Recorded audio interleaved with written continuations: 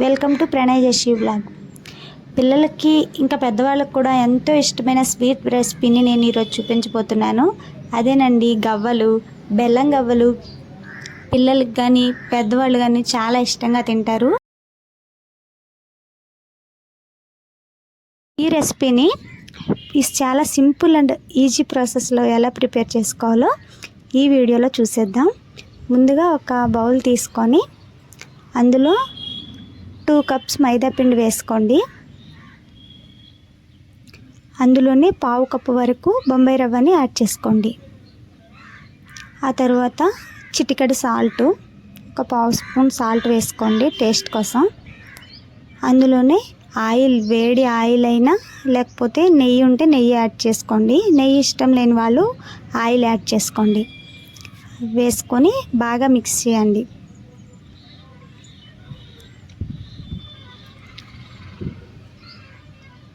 ఇది బాగా కలుపుకున్నాక వాటర్ని యాడ్ చేసుకొని మనం చపాతీ పిండిని ఎలా అయితే కలుపుకుంటామో అలానే కలుపుకోవాలి.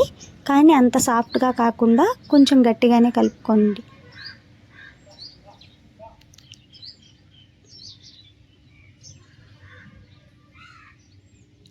ఇలా బాగా కలుపుకున్న తర్వాత మూత పెట్టుకొని ఒక 10 నిమిషాలు పక్కన పెట్టుకోండి. 10 నిమిషాల తర్వాత ఒకసారి మూత తీసి చూసి చిన్న చిన్న ఉండల్లాగా చేసుకోండి. ఇలా పిండి మొత్తం చిన్న చిన్న ఉండల్లాగా చేసుకోండి. మేము తీసుకున్న క్వాంటిటీకి ఇన్ని ఉండలు అయితే వచ్చాయి. వీటిని మనం గవ్వల చెక్క మీద వేసుకొని గవ్వల్లాగా చేసుకోండి. మాది ఆ వీడియో స్కిప్ అయిందనమాట.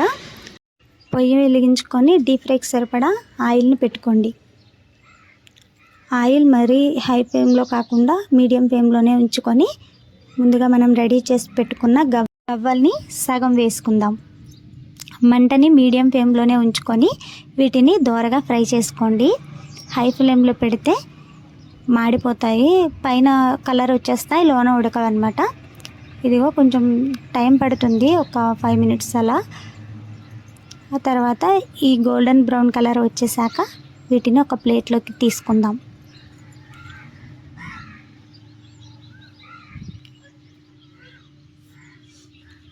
ఇలా మొత్తం ఆయిల్ లేకుండా తీసుకొని ప్లేట్లో వేసుకోండి.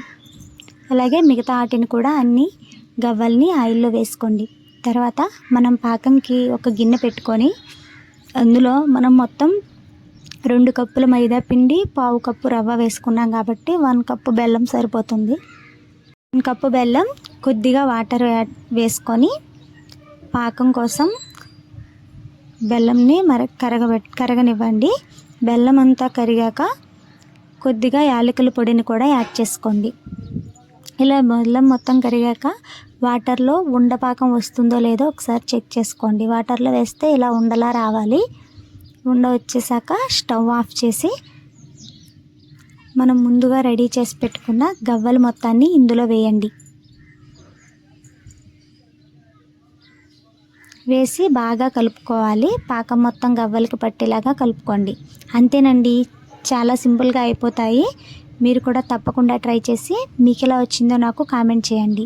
ఇది చల్లారాక ఎయిర్ తగలకు బాక్స్లో స్టోర్ చేసి పెట్టుకోండి.